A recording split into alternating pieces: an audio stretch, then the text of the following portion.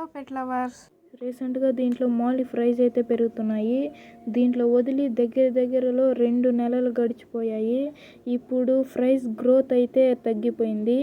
దానివల్ల ఇప్పుడు వీటిని కలెక్ట్ చేసి మన ఫ్రిడ్జ్ కంటైనర్లో వేయాలి. అప్పుడు బేబీస్ గ్రోత్ స్పీడ్ అవుతుంది. మీరు అనుకోవచ్చు, ఏంట్రా ఈ ట్యాంక్ ఇంత డర్టీగా ఉందనేసి. కానీ అది అస్సలు కాదు.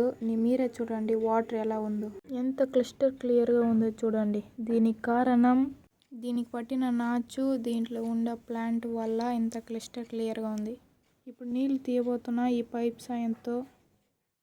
ట్యాంక్లో నీళ్ళు ఎక్కువ కింద ఉండడం వల్ల నీళ్ళు లాగటం లేదు. ఇదిగోండి ఎంత కిందకి ఉందో నీళ్ళు. ఇప్పుడు ఒక డబ్బా సాయంతో నీళ్ళన్నీ ఎత్తేసాను. ఇప్పుడు ఫాక్స్టైల్ అంతా పక్కన పెట్టేసి ఇప్పుడు ఫ్రైస్ అయితే పత్తపోతున్నాం ఒక్కొక్కటిగా. ఎత్తుకోండి ఫ్రైస్ అయితే ఒక ఫ్రైస్ దొరికేసింది. అలా ఒక్కొక్కటిగా ఫ్రైస్ అన్నీ తీసేసా.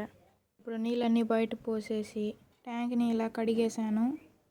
వాటర్ అంతా పోసి ఫాక్స్టైల్ వేసాను. దీంట్లో ఏం పెంచబోతున్నాను నెక్స్ట్ అప్డేట్లో చెప్తా. ఫ్రైస్ అన్నింటినీ ఫ్రిడ్జ్ కంటైనర్లో వదిలేసాను. ఈరోజుకి ఇంతే గాయ్స్. నేను మీ జగదీష్ అక్వా.